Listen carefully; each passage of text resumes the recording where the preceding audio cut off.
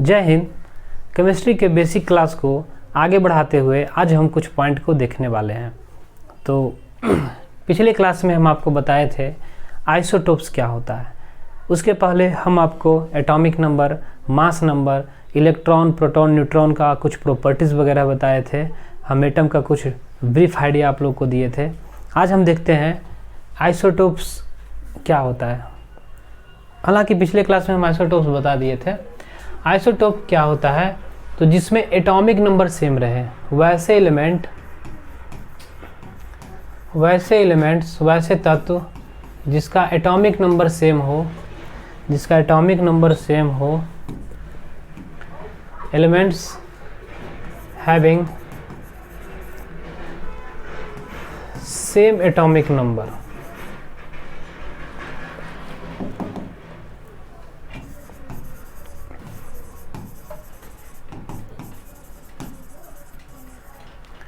But different mass number.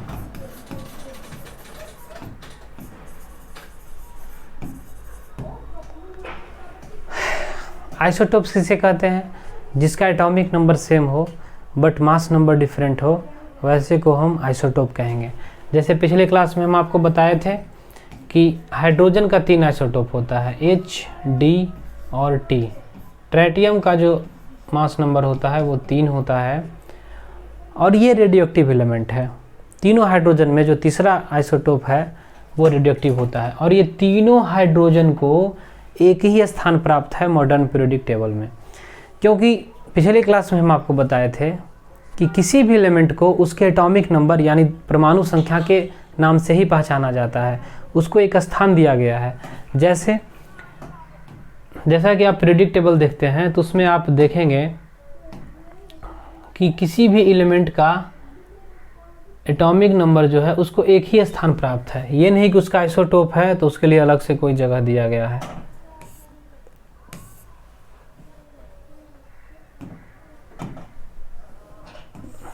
जैसे आप यहाँ पर देखिए,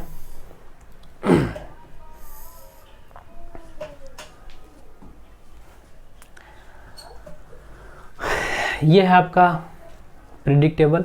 ये मॉडर्न पीरियोडिक टेबल है।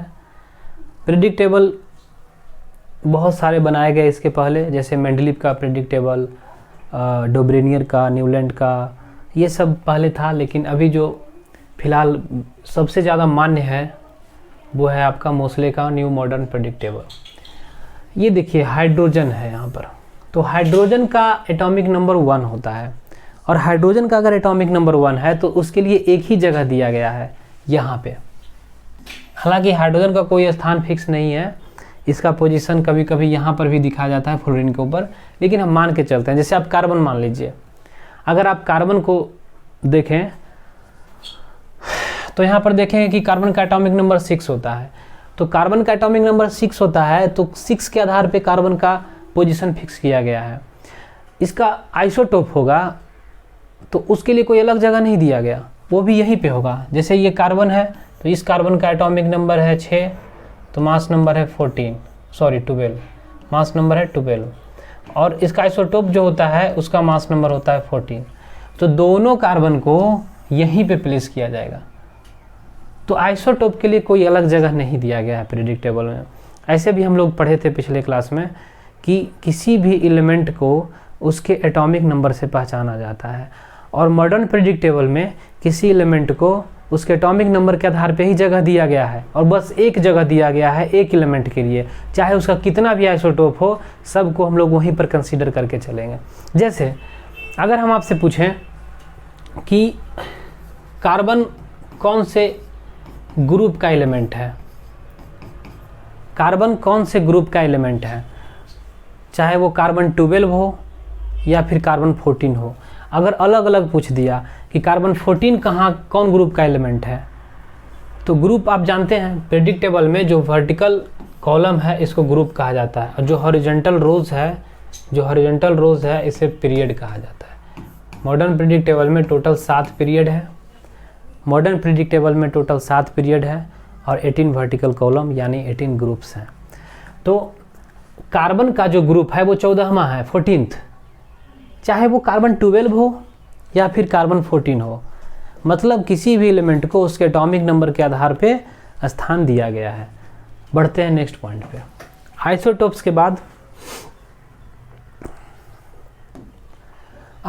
के बाद पिछले क्लास में हम आइसोटोप डिस्कस कर चुके हैं।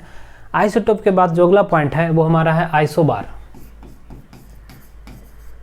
आइसोबार, इसको समभारिक कहते हैं। समभारिक किसे कहते हैं? इसमें सेम मास नंबर होता है, इसमें मास नंबर सेम रहेगा बट एटॉमिक नंबर जो होगा वो अलग अलग होगा। एलिमेंट्स हैविंग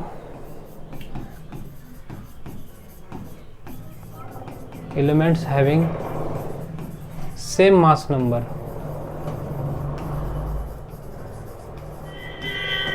but different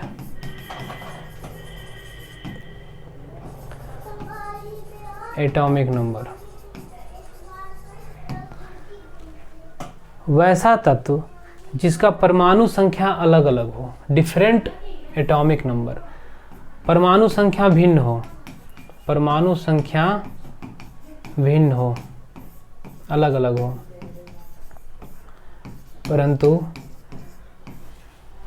द्रव्यमान संख्या बराबर हो। परमाणु संख्या भिन्न हो परंतु द्रव्यमान संख्या बराबर हो तो उसे हम आइसोबार कहते हैं, यानी समभारी कहते हैं। इसका एक उदाहरण से समझते हैं। जैसे कार्बन दो तरह का होता है, कार्बन का दो आइसोटोप है, एक कार्बन 12 और एक कार्बन 14। तो कार्बन 14 वाला जो कार्बन है इसका मास नंबर तो 14 है, मास नंबर 14 होने का मतलब क्या होता है कि इसमें न्यूट्रॉन और प्लस प्रोटॉन की संख्या जो होगी वो 14 होगी। जबकि अगर हम नाइट्रोजन की बात करें तो इसका एटॉमिक नंबर 7 होता है और मास नंबर 14 होता है। तो इस हिसाब से अगर देखा जाए तो दोनों का मास नंबर बराबर हो गया, इसका भी मास नंबर 14, इसका भी मास नंबर 14। तो हम कह सकते हैं कि कार्बन 14 और नाइट्रोजन ये दोनों ही आइसोबार है। और ये दोनों ही आइसोबार है मतलब ये दोनों एक दूसरे के लिए आइसोबार जैसा एक्ट करेगा, क्योंकि दोनों का क्या है, मास नंबर। कह सकते हैं कि कार्बन 14 नाइट्रोजन का आइसोबार है, या फिर कह सकते हैं नाइट्रोजन जो है कार्बन 14 का आइसोबार है। अगले पॉइंट पे आते हैं। जैसे अगले एग्जाम्पल में इसको समझते हैं। जैसे आर्गन है, आर्गन का एटॉमिक नंबर 18 होता है, मास नंबर 40 होता है। कैल्शियम है, कैल्शियम का एटॉमिक नंबर 20 होता है, मास नंबर 40 होता है। आप लोग को ये एलिमेंट का जो एटॉमिक नंबर है वो कम से कम 30 तक आप लोग को याद होना चाहिए विथ मास नंबर के साथ आपको याद होना चाहिए कि आर्गन का 40 होता है, कैल्शियम का 40 होता है। ये दोनों का एटॉमिक नंबर देखिए, एटॉमिक नंबर जो जेड है वो दोनों का क्या है, अलग अलग है। इसका 20 है, इसका 18 है। दोनों का एटॉमिक नंबर डिफरेंट है बट दोनों का मास नंबर अगर आप गौर कीजिएगा, ये 40 ये 40, तो दोनों का मास नंबर सेम होगा। मास नंबर किसे कहते हैं? मास नंबर मतलब न्यूट्रॉन प्लस प्रोटॉन का सम नंबर। इसमें इसके न्यूक्लियस में 40 होगा न्यूट्रॉन प्लस प्रोटॉन मिला के, इसके न्यूक्लियस में भी न्यूट्रॉन प्लस प्रोटॉन मिला के 40 होगा। तो ये दोनों एक दूसरे के लिए क्या होगा, आइसोबार होगा। नेक्स्ट पॉइंट को देखते हैं।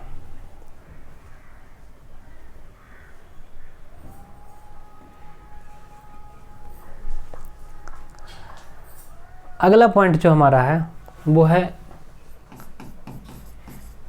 Iso electronic. आइसो इलेक्ट्रॉनिक किसे कहते हैं? आइसो इलेक्ट्रॉनिक मतलब जिसमें इलेक्ट्रॉन का नंबर बराबर रहे। वैसा दो या दो से ज़्यादा मॉलिक्यूल, आयन या कुछ भी हो, एटम्स, जिसमें नंबर ऑफ इलेक्ट्रॉन बराबर हो, मतलब इलेक्ट्रॉन की संख्या अगर समान है तब हम उसे आइसो इलेक्ट्रॉनिक कहते हैं। जैसे वैसे इसको डिफाइन करेंगे कैसे? Species having same number of electron,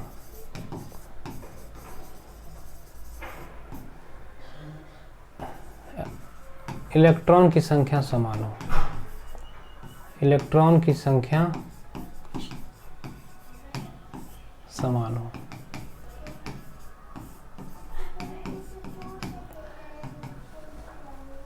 वैसे स्पीशीज जिसमें इलेक्ट्रॉन की संख्या समान हो उसे हम आइसो इलेक्ट्रॉनिक कहते हैं। 2 या 2 से ज़्यादा हो सकता है। जैसे इसको एक उदाहरण से समझते हैं। जैसे अगर हम कहें CO2, CO, NO2, N2O, NO2 plus, NO plus,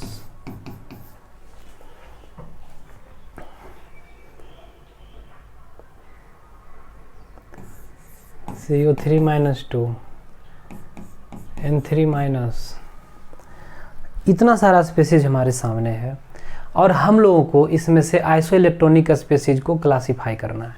तो अब आपके सामने एक सवाल है कि हम लोग कैसे पता करेंगे कि किस में कितना इलेक्ट्रॉन है। अगर हमको ये पता चल जाए कि किस में कितना इलेक्ट्रॉन है तो हम आसानी से बता सकते हैं कि 2 या 2 से ज़्यादा स्पेसीज जिसमें नंबर ऑफ़ इलेक्ट्रॉन बराबर रहेगा तो वो आइसो इलेक्ट्रॉनिक होगा। तो सबसे पहले आपको नंबर ऑफ़ इलेक्ट्रॉन्स प्राप्त करने का आइडिया होना चाहिए। तो CO2 में कितना इलेक्ट्रॉन है अगर देखें तो कार्बन का एटॉमिक नंबर होता है 6।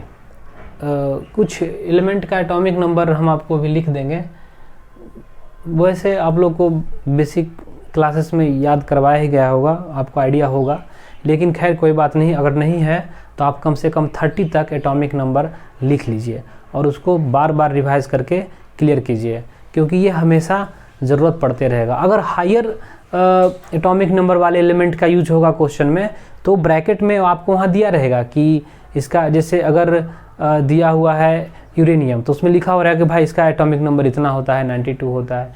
तो जितना भी हायर एलिमेंट है उसका दिया हुआ रहेगा, बट 30 तक का एटॉमिक नंबर आपको क्वेश्चन में नहीं दिया रहता है। तो ये आपको पता होना चाहिए। तो कार्बन का एटॉमिक नंबर 6 होता है, तो इसके पास होगा, कार्बन के पास 6 इलेक्ट्रॉन प्लस ऑक्सीजन का एटॉमिक नंबर 8 होता है। तो जितना एटॉमिक नंबर होता है उतना ही नंबर ऑफ इलेक्ट्रॉन्स होता है, पिछले क्लास में हम आपको बताए थे।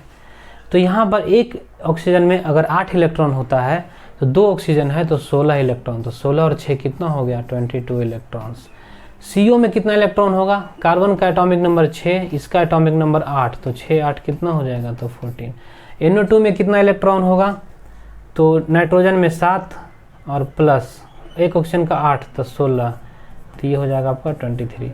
N2O में कितना नंबर ऑफ इलेक्ट्रॉन्स हो जाएगा, तो N का एटॉमिक नंबर होता है 7, तो 7 × 2, तो 7 × 2 कितना हो जाएगा, 7 × 2 हो जाएगा 14, अब प्लस ऑक्सीजन का 8 होता है तो ये हो जाएगा 22। NO2 प्लस में कितना नंबर ऑफ इलेक्ट्रॉन होगा, तो नाइट्रोजन का एटॉमिक नंबर होता है 7, अब प्लस 2 ऑक्सीजन का एटॉमिक नंबर, एक ऑक्सीजन का एटॉमिक नंबर होता है 8 और 2 ऑक्सीजन है तो यहाँ पे होगा 8 दूनी 16, तो ये हो जाएगा 23। NO प्लस में कितना इलेक्ट्रॉन होगा, तो नाइट्रोजन का एटॉमिक नंबर 7, तो नाइट्रोजन के पास होगा 7 इलेक्ट्रॉन और ऑक्सीजन के पास होगा 8 इलेक्ट्रॉन, तो ये हो जाएगा 15 इलेक्ट्रॉन। CO3 - 2 के पास कितना इलेक्ट्रॉन होगा, तो कार्बन का एटॉमिक नंबर होगा 6 प्लस 8 दिया 24, क्योंकि एक ऑक्सीजन के पास 8 इलेक्ट्रॉन होता है तो 3 है, तो 8 दिया 24, ओहो +1 भी है यहाँ पे ना, तो -1 करना पड़ेगा। तो फिर यहाँ पे क्या हो जाएगा, गलती हो गया, यहाँ चार्ज था ना, हम ध्यान नहीं दिए, चार्ज था तो हम ध्यान नहीं दिए, प्लस है ना, तो प्लस में एक माइनस हो जाएगा, 7 + 16 -1 तो हो जाएगा 22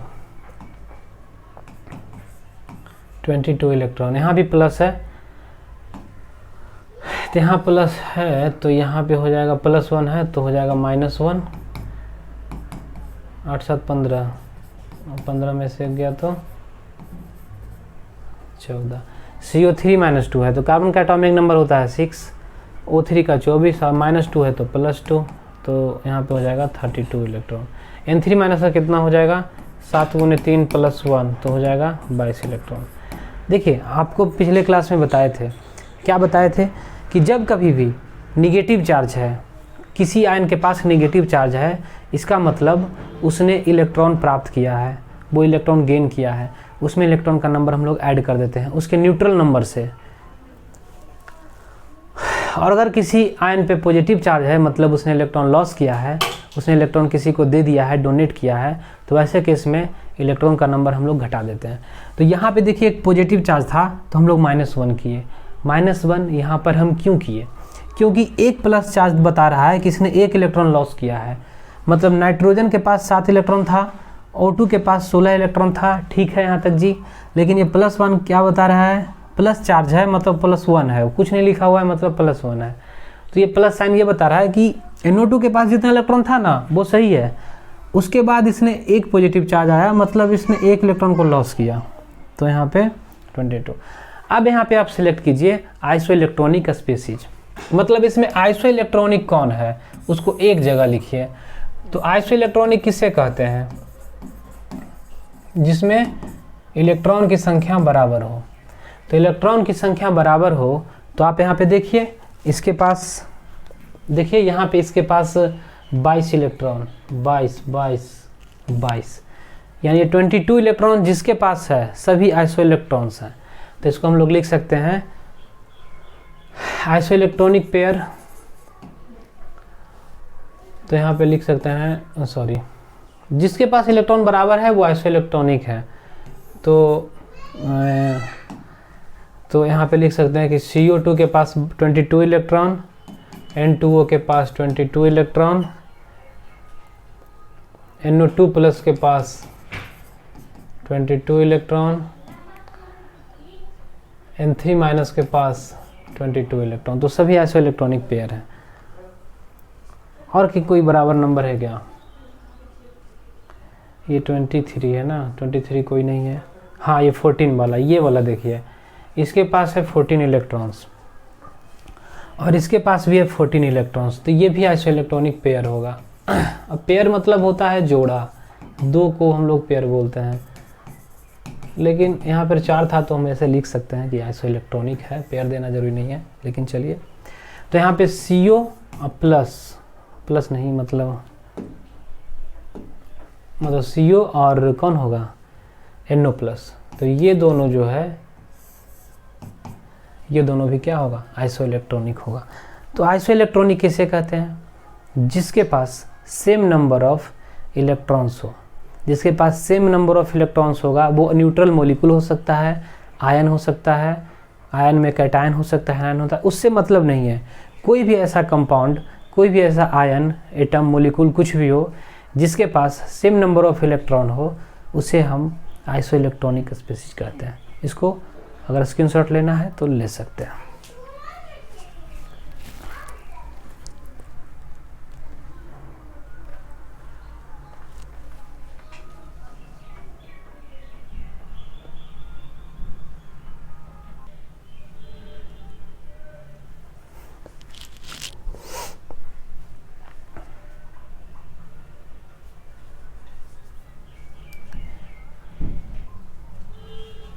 अब हम लोग देखते हैं अगले पॉइंट को। अब आते हैं अगले पॉइंट पे। अगला पॉइंट हमारा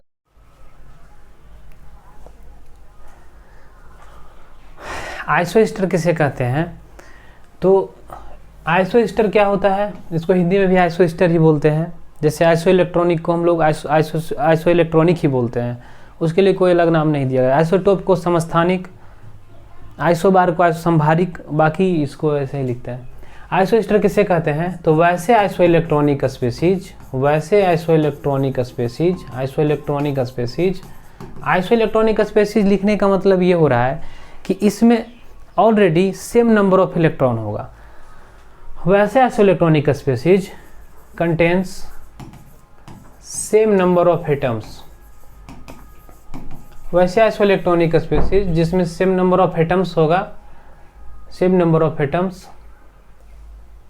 इन मॉलिक्यूल और आयन, इन मॉलिक्यूल और आयन।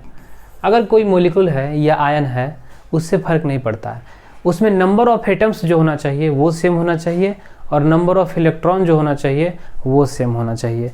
तो वैसे केस में हम इसे आइसोस्टर बोलते हैं। जैसे एक एग्जांपल से इसको समझते हैं, जैसे N2O एंड NO2 प्लस, ये दोनों को देखते हैं, इसमें नंबर ऑफ इलेक्ट्रॉन कितना है ये बताइए।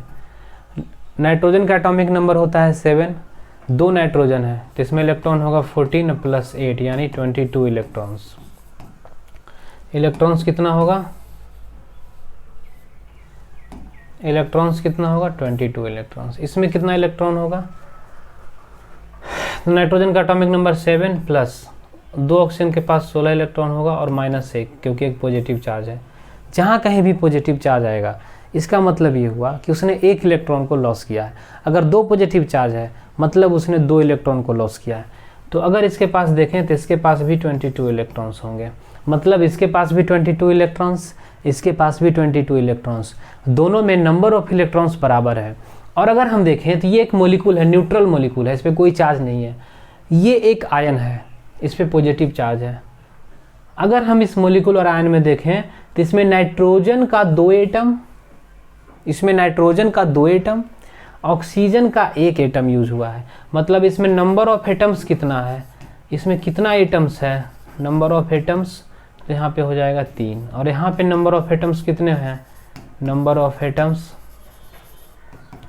तो यहाँ पर भी होगा 3, 1 नाइट्रोजन का एटम, 2 ऑक्सीजन का एटम, तो फिर यहाँ भी 3।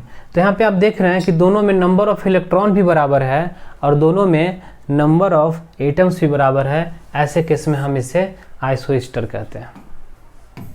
क्या क्लियर हुआ?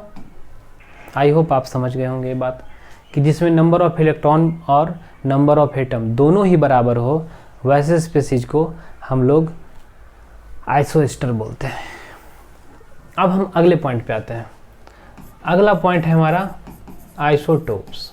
सॉरी, आइसोटोप्स तो हम शुरू में ही डिस्कस कर चुके हैं। अगला पॉइंट है हमारा आइसोटोन।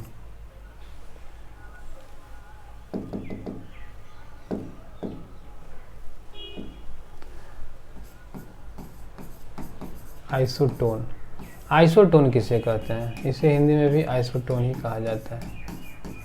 आइसोटोन, आइसोटोन किसे कहते हैं? एलिमेंट्स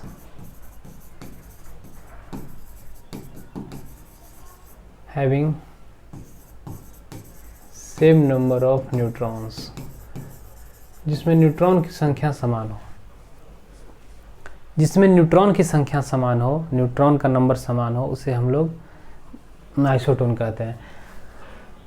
एलिमेंट्स हैविंग, वैसे तत्व ऐसे भी समझे, तत्व के परमाणु या तत्व भी कह सकते हैं। तत्व के परमाणु, एक परमाणु लेकर ना आप कंसीडर कर सकते हैं, इसलिए हम यहाँ पे लिख रहे हैं तत्व के परमाणु जिसमें न्यूट्रॉन की संख्या बराबर हो, न्यूट्रॉन की संख्या बराबर हो,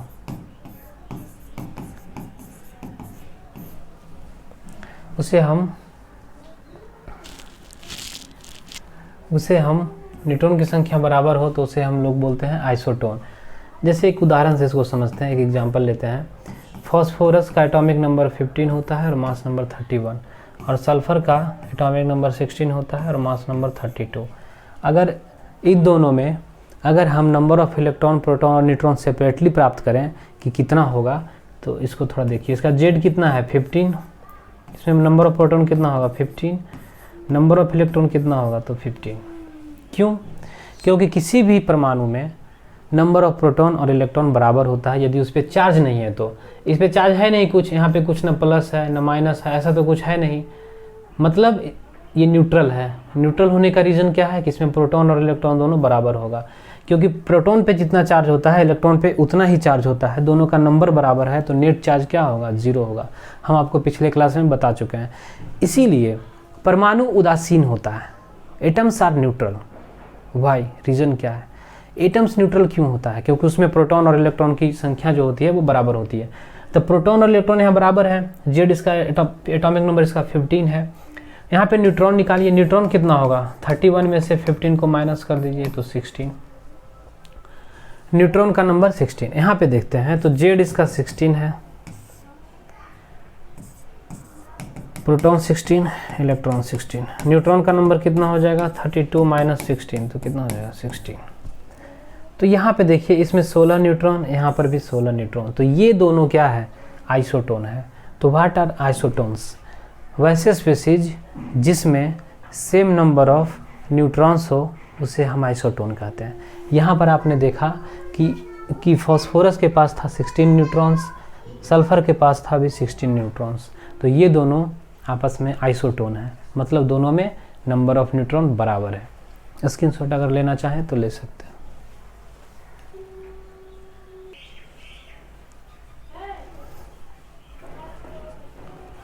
आते हैं अगले पॉइंट पे।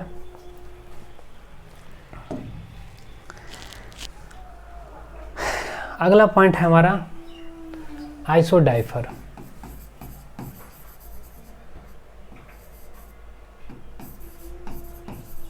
आइसोडाइफर, इसको हिंदी में भी आइसोडाइफर ही बोलते हैं, आइसोडाइफर।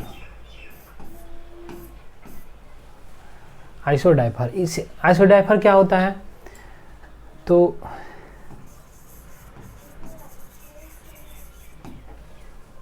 Elements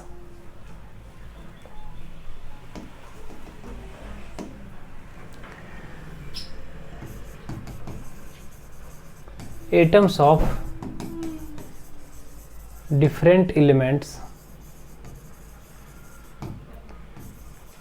having same difference between number of neutron and number of proton। आइसोडाइफर किसे कहते हैं? तो दो अलग अलग एलिमेंट का वैसा एटम जिसमें न्यूट्रॉन और प्रोटॉन के बीच का डिफरेंस जो है वो बराबर हो। मतलब नंबर ऑफ न्यूट्रॉन निकाल लीजिए, नंबर ऑफ प्रोटॉन निकाल लीजिए, दोनों को माइनस कीजिए, यानी न्यूट्रॉन और प्रोटॉन के बीच जितना डिफरेंस है वो दोनों का क्या होगा? इक्वल होगा। इसको एक एग्जांपल से समझते हैं। ऐसे भी हम लोग लिख सकते हैं, अलग तत्वों के परमाणु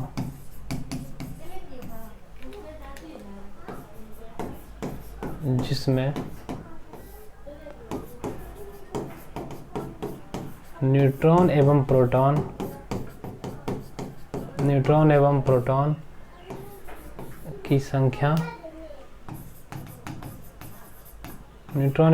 की संख्या के बीच समान अंतर हो।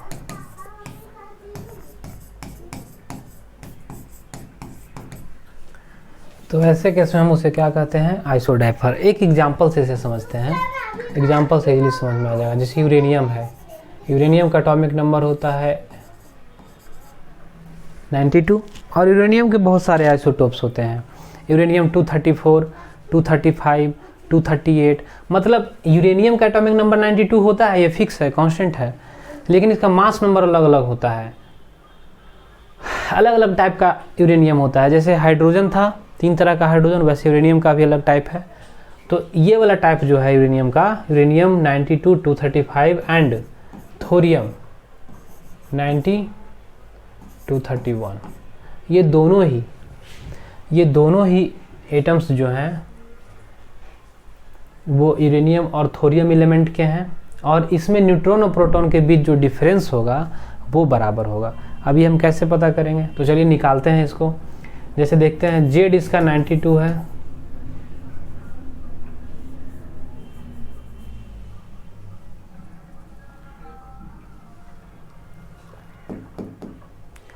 जेड इसका 92 है, जेड इसका 92 है, नंबर ऑफ प्रोटॉन 92 है, नंबर ऑफ इलेक्ट्रॉन 92 है।